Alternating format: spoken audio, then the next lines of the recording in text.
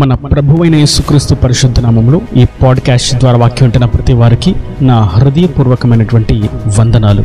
దేవుడు మిమ్మను దీవించునుగాక. సామెతల గ్రంథం 16వ అధ్యాయము 17వ వచనం. చెడుతనము విడిచి నడుచుటయే యథార్థవంతులకు రాజమార్గము.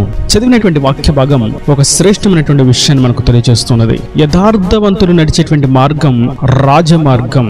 అది రాజమార్గంగా ఏ విధంగా పిలువబడుతుంది? యథార్థవంతులు ఆ రాజమార్గంలో ఉన్నారు అనడానికి నిదర్శనం ఏమై ఉన్నది అని చూసినట్లయితే చెడుతనమును విడుచుటను బట్టి.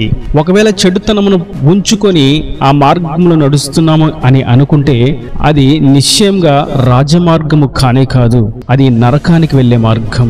అది నిశ్చయంగా యథార్థవంతులు వెళ్లేటువంటి మార్గము కాదు, అది వేషధారులు వెళ్లేటువంటి మార్గం.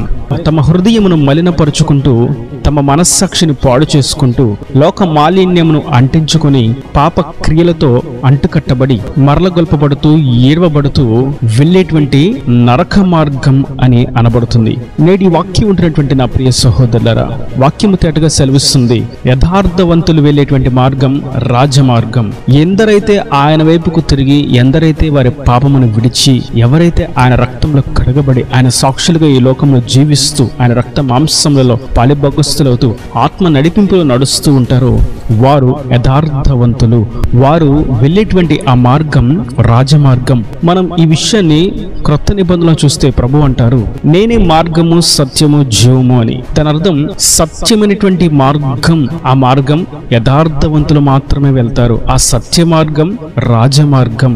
ఇంకా మనం చూస్తాం మత్తయి సువార్తలో ఆ మార్గం సంకుచితమైనటువంటి మార్గం, ఇరుకు మార్గం. ఆ సంకుచితమైనటువంటి ఆ సత్య మార్గంలో మనం నడవాలి అంటే, ఆ మార్గాన్ని మనం పొందుకోవాలి అనగా నిశ్చయంగా మనం యథార్థవంతులుగా మార్చబడాలి. ఈ యథార్థతగా మార్చబడేటువంటి అంశమంతా కూడా రూపాంతరము చెందుట అనేటువంటి మాటలో నిగూఢమై ఉంటుంది. మనం జాగ్రత్తగా ఈ విషయాన్ని గమనించినట్లయితే చెడుతనమును విడిచి నడుచుటయే యథార్థవంతులకు రాజమార్గము. ఈ రూపాంతరం అనేటువంటి మాటలో పాపము అనేటువంటి మనిషి ఈ భూలోకంలో మరణించి పరిశుద్ధతను పొందుకున్నటువంటి యథార్థవంతుడు, నీతిమంతురాలు అనేటువంటి జీవితమును పొందుకొని ఆ జీవనమును కొనసాగించుటయే యథార్థమైనటువంటి సత్య మార్గము. ఈ రూపాంతరము చెందేటువంటి స్థితిలో పాపమును విడిచిపెడితేనే, పాప రోత జీవితాన్ని ప్రక్కన పెడితేనే, పూర్తిగా ఆ బంధకాల నుండి విడుదల పొందితేనే రూపాంతరము చెందారు అని అంటాం. ఒకవేళ ఆ పాపం ఇంకా వారిలో ఉంటే, ఇంకా పాపాన్ని పట్టుకుని నడుస్తూ ఉంటే వారు ఇంకనూ రూపాంతరము చెందలేదు. దాని అర్థం ఇంకనూ వారు యథార్థవంతులుగా మార్చబడలేదు. ఇక్కడ మనం ఇంకో విషయాన్ని గమనించినట్లయితే యథార్థవంతులకు అనేటువంటి మాటలో హృదయం నిర్మలమైనటువంటి హృదయంగా, మనస్సాక్షి నిర్మలమైనదిగా, తేటపరచబడినటువంటి హృదయంగా మార్చబడితేనే అది యథార్థమైనటువంటి హృదయం.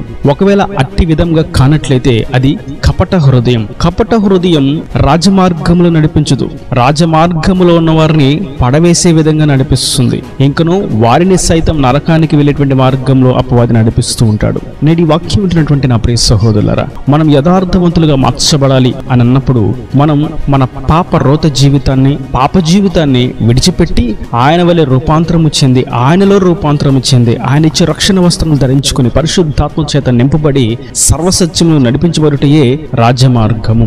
మనము ఆయన యందు విశ్వాసం ఉంచి ఆయన ముఖ దర్శనమును చూస్తూ ఆయన శిలువ దర్శనమును మన కనుల ఎదుట పెట్టుకొని ఆ పరలోక రాజ్యానికి సాగిపోతూ ఉన్నాము అనగా మనకు అది రాజమార్గము. నేడు మనం గమనిస్తూ ఉన్నట్లయితే రాజమార్గంలో ఉన్నాము అని అనుకుంటూ యథార్థమైన హృదయము లేక కపట హృదయముతో వారిని గూర్చి వీరికి, వీరిని గూర్చి వారికి మాటలను చెరవేస్తూ, సాక్ష్యాలను పాడు చేస్తూ, ప్రేమలేని తత్వముతోనూ, క్రోధముతోనూ, అసూయతోనూ, కక్షలతోనూ, ఈర్ష్యలతోనూ, గర్వముతోనూ, అహంకారముతోనూ యథార్థత అనేటువంటి మాటనే విడిచిపెట్టి కపటముతో, సాతాను యొక్క కుయుక్తులతో, సాతాను యొక్క ఆలోచనలతో నడిపించబడేవారు ఈ అంత్య దినాల్లో మనకు అనేకులు తటస్థిస్తూ ఉంటారు. అయితే మనము గుర్తించవలసినటువంటి విషయం, మనం ఆ చెడుతనమును విడిచిపెట్టి ఉన్నాము.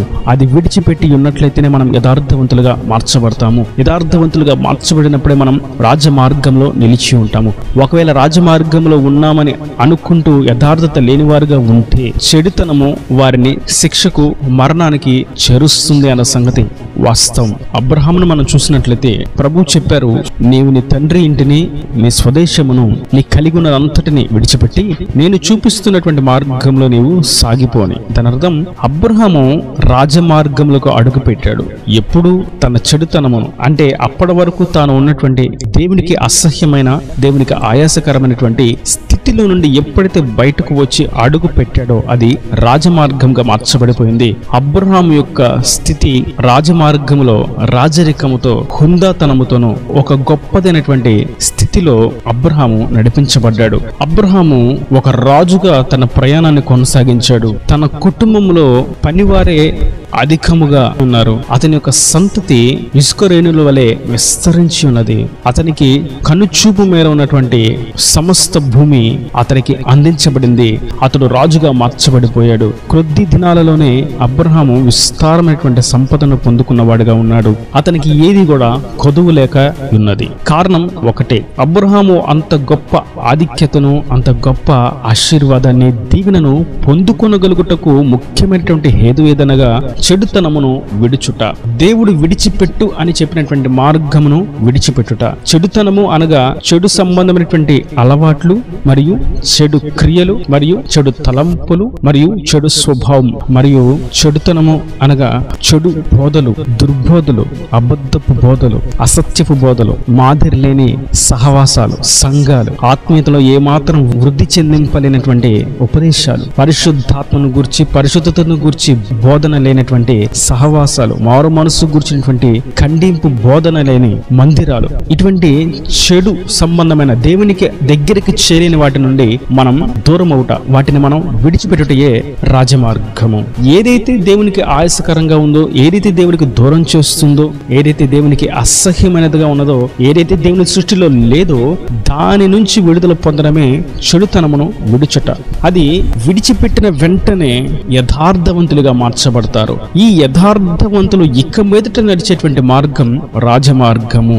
ఇక్కడ మనం గుర్తించవలసినటువంటి మరొక విషయం ఏదనగా, ఇక నుంచి యథార్థవంతులుగా మార్చబడిన నాట నుండి నడిచేటువంటి మార్గం రాజమార్గము అని అన్నప్పుడు, ఎప్పటి వరకు నడిచినటువంటి మార్గం ఏమై ఉన్నది? అది పాప మార్గము.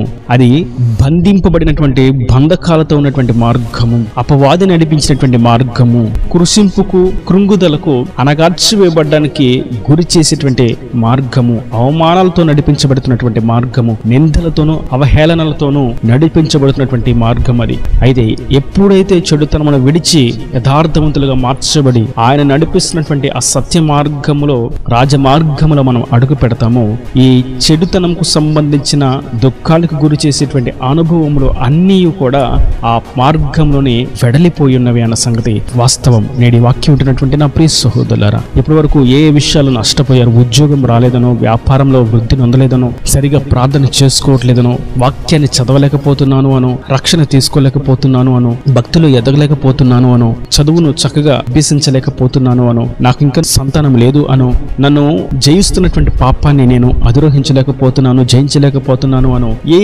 విషయాల్లో బాధపడుతూ దుఃఖానికి గురవుతూ కృంగుదలకు గురి అవుతూ ఉన్నారో ప్రభు సెలవిస్తున్నారు, మీరు చెడుతనము విడిచిపెట్టినట్లయితే మిమ్మును ఇప్పటి వరకు బాధకు గురి చేసినటువంటి ఆ క్రియలు మీ యొద్ద నుండి దూరమైపోతాయి. మీరు రాజమార్గంలో నడుస్తారు. మీరు యథార్థవంతులుగా మార్చబడిన వారై నా స్వకీయ సాంపాద్యముగా నేనుండు ఆ నిత్యరాజ్యంలో మీరు వారసులుగా జీవిస్తారు అని. కనుక మనం చెడుతనమును విడిచిపెడదాం. మద్యపానము, వ్యభిచారము, దొంగతనము, నరహత్య, అసూయ, కోపము, గర్వము, అహంకారము, అగౌరవంగా మాట్లాడేటువంటి మాటలు, పెద్ద చిన్న లేకుండా మాట్లాడేటువంటి మాటలు, ప్రేమ లేకుండా మాట్లాడేటువంటి మాటలు, వ్యర్థమైనటువంటి మాటలు, దొంగతనము, అధిక లాభాలతో కూడినటువంటి మోసపు క్రియలు, అన్యాయంగా దోచుకునేటువంటి విధానము, గర్వపు క్రియలు, వేషధారణ, శక్తి లేని భక్తి, మోసపూరితమైనటువంటి జీవితం, క్రోధాలు, అల్లర్లు, వీటన్నిటిని, ఈ చెడుతనం అంతటిని, దేవునికి దూరం చేసేటువంటి ప్రతి చెడుతనమును మనం విడిచిపెట్టినట్లయితే ఉన్నట్లయితే మనం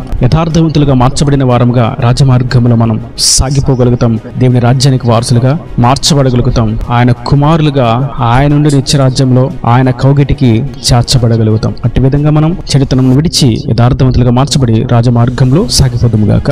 ఇన్న మాటల ప్రతి మన హృదయంలో నిరకట్టి ఫలింపచేయను గాక. ఆమేన్. God bless you. తలలో వంచి కన్నులు మూసినట్లయితే మీకు ఒక చిన్న ప్రార్థన. ప్రేమ స్వరూపీకరణ కటాక్షం గల తండ్రి, నా ప్రభా, చెడుతనమును విడిచిపెట్టుటయే యథార్థవంతులకు రాజమార్గం అని మీరు సెలవిచ్చారు. ఎన్నో అమూల్యమైనటువంటి విషయాలు మీరు తెలియజేసి ఉండగా ఈ వాక్యం ప్రతి వారిని మీరు అట్టి విధంగా రాజమార్గం మీరు నడిపించిన యథార్థవంతులుగా మీరు మార్చండి. చెడుతనమును విడిచినట్లుగా సహాయం అనుగ్రహించండి. దుర్బోధలలో నుండి, అబద్ధపు బోధలలో నుండి, ఆత్మీయతలో ఏమాత్రం ఎదగనివ్వకుండా ఆటంకపరిచినటువంటి ముళ్ళ కంచెలలో నుండి వారిని విడిపించి రాజమార్గంలో వారిని నడిపించి నిత్యరాజ్యానికి వారసులుగా చేసుకోండి. ఇంకా వారి ప్రతి అవసరతను అక్కర్ను మహిమలో తీర్చమని యేసు పరిశుద్ధ నామమున ప్రార్థించి వేడుకుంటున్నాను తండ్రి. ఆమేన్. ఆమేన్.